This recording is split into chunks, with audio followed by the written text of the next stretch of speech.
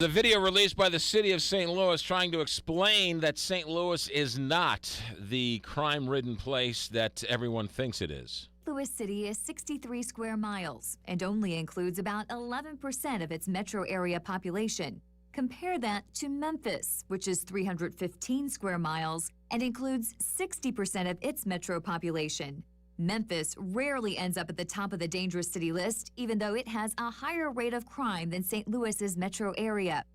Cities like Indianapolis, Louisville, and Charlotte also fare better than St. Louis in crime rankings, partly because they merged their city and county police departments. That's important to note because if St. Louis were to combine its city and county crime and population data, it too would end up far from the top of the crime rankings. That video was released this week, and to talk about it is Brian Hall, Chief Marketing Officer of the St. Louis Convention and Visitors Commission. Good morning, Brian Hall. Good morning, McGraw. When do these rankings come out? They're any day now, right? Well, I think that they might be delayed a little bit this year. We most recently heard that it could be as late as January. But, you know, when this first happened was 2006. Right on the heels of winning the World Series. It was us in Detroit. Of course, we beat Detroit handily.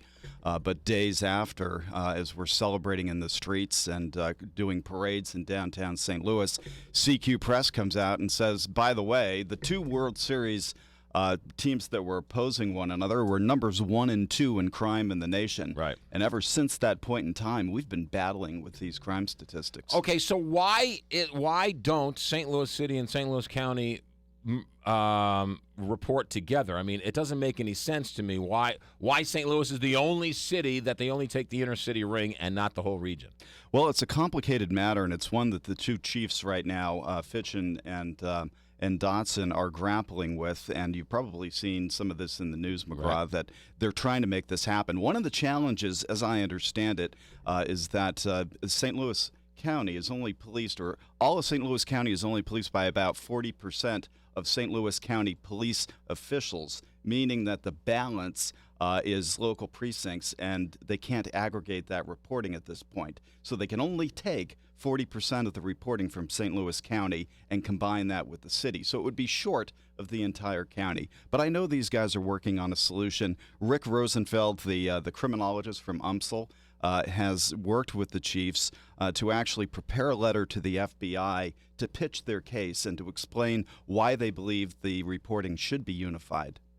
How dangerous is St. Louis? It isn't. It's no more dangerous than any other urban area in the United States. And that's our issue. We don't for a second, McGraw, claim that we don't have crime in St. Louis, because of course we do.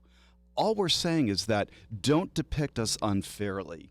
Because when St. Louis is chronically in the headlines nationally, I have to tell you that the commercial toll that takes on the growth of St. Louis is huge. We run into it when it comes to booking meetings and conventions. While the client may not always express it, there's that undercurrent and that realization that, you know, St. Louis has been in the headlines quite a bit over the last few years. What is my board going to say when I put this up for a vote that I want to plan a meeting, I want to hold a meeting in St. Louis? Alternatively, when you look at the regional chamber and all the economic development agencies that are interested in bringing companies to St. Louis, the same thing holds true. A good friend of mine at the regional chamber, Steve Johnson, talks about corporate site selection being a process of elimination. So it's really easy when you're looking at, let's say, 8 to 10 different cities across the United States. You need to eliminate some. So if St. Louis seems high in crime, and it might be a perceptual tough sell for the employees when you announce hypothetically a relocation to St. Louis, then why not eliminate it? So we argue that that these statistics, A, unfairly depict us, B, are standing in the way of our growth, and C, we've had enough and we're trying to take a stand. Yeah. How has the reaction been to the video? That's been enormously positive. We've had great coverage throughout the community. I particularly appreciate you having us on this morning to talk about it and spread the word. On YouTube, which is where our video can be found, we've had over 8,000 views. The comments have been overwhelmingly positive. And I think the reason is that the video has struck the appropriate tone. It's not enough to say that statistically, we simply want to reframe the numbers, because before you do that, you need to demonstrate that you're having success in addressing the problem.